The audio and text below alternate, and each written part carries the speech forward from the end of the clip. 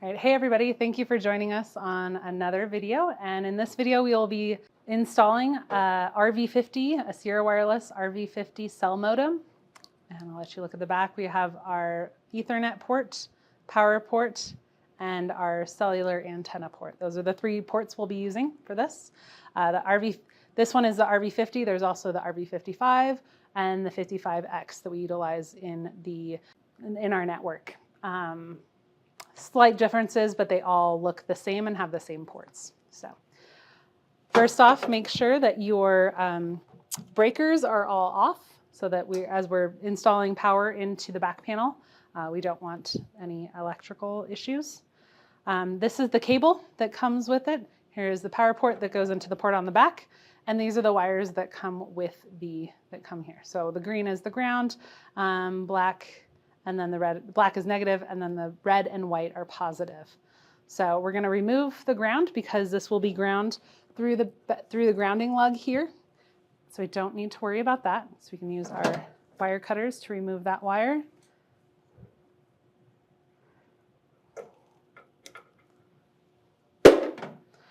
And then strip off a little bit more of this wire from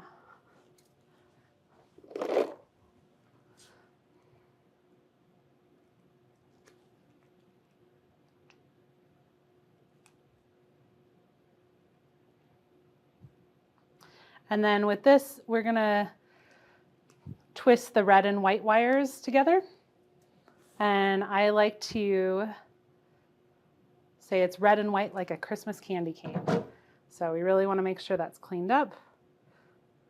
And again, if you have time prior to going out in the field, you can solder the tips of these or tin them so that you have a solid surface when installing it onto the back panel. So like that.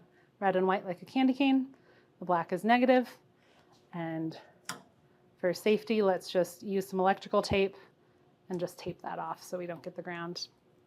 Another useful thing is to possibly strip back more of this gray casing so that you have more room for the red and the black wires to separate on the back panel. So let's use our flathead screwdriver and figure out which little terminals we'd like to use. So our positive is here on the yellow bank. Our negative is here on the black. And so we'll just slide the tip of the screwdriver in and pry up in order to open it up there. So we'll stick that in, pry it up, and give it a little tug test, just to confirm that it is indeed all the way in there. And then the black, negative.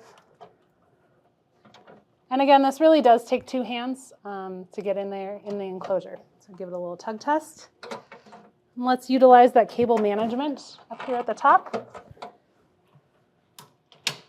to just keep things nice and tidy.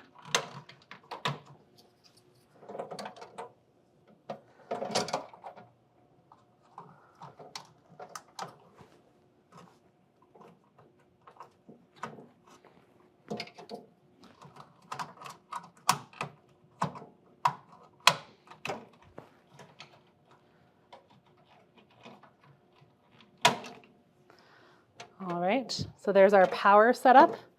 The Ethernet cable will come from the receiver. So here we have the comms, Ethernet.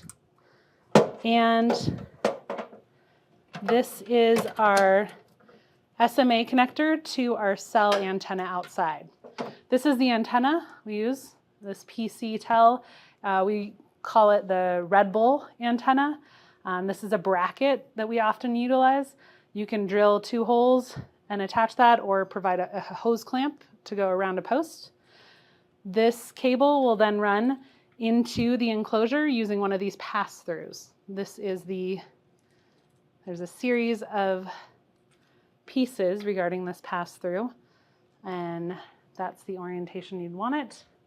Here's a picture of it's a 1/2-inch lock nut pass-through that we utilize.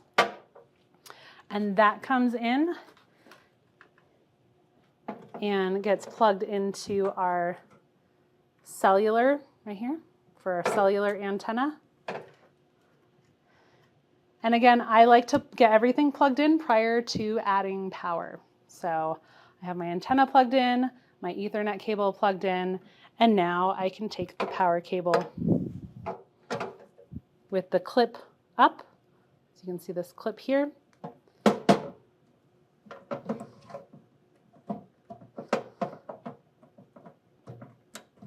And